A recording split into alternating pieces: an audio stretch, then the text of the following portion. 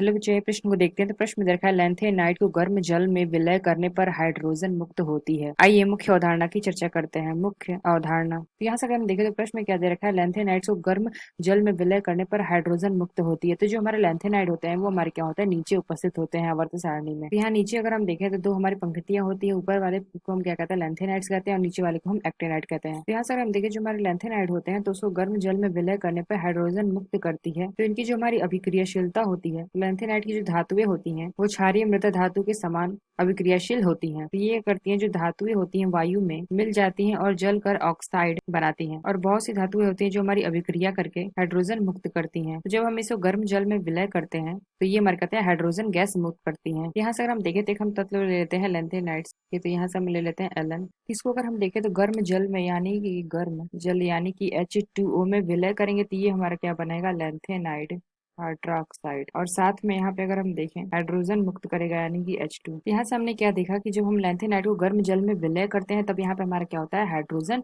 मुक्त होता है यानी कि H2। यहाँ से हम देखें तो प्रश्न में क्या देखा, लैंथेनाइड तो ये हमारा क्या होता है, मुख्य रूप से +3 तथा कुछ यौगिक +2 या +4 ऑक्सीकरण अवस्था भी प्रदर्शित करते हैं। तो इसमें हमारा क्या होता है, संकुचन बनाने की प्रवृत्ति कम होती है और इनके यौगिक कम क्षारीय होते हैं। तो यहाँ से हमने क्या देखा, लैंथेनाइड को अगर हम गर्म जल में विलय कर देंगे तो ये हमारा क्या होगा, हाइड्रोजन मुक्त होती है। यानी हम कह सकते हैं कि जो हमें प्रश्न में दे रखा है ये हमारा क्या है, सही है। लैंथेनाइड को हम जब गर्म करते हैं तो यहाँ पे हमारा क्या होता है, गर्म जल में विलय करने पर हाइड्रोजन मुक्त होती है। यानी हम कह सकते हैं ये हमारा क्या है, सत्य है। तो आशा करते हैं आपको समझ में आया होगा। धन्यवाद।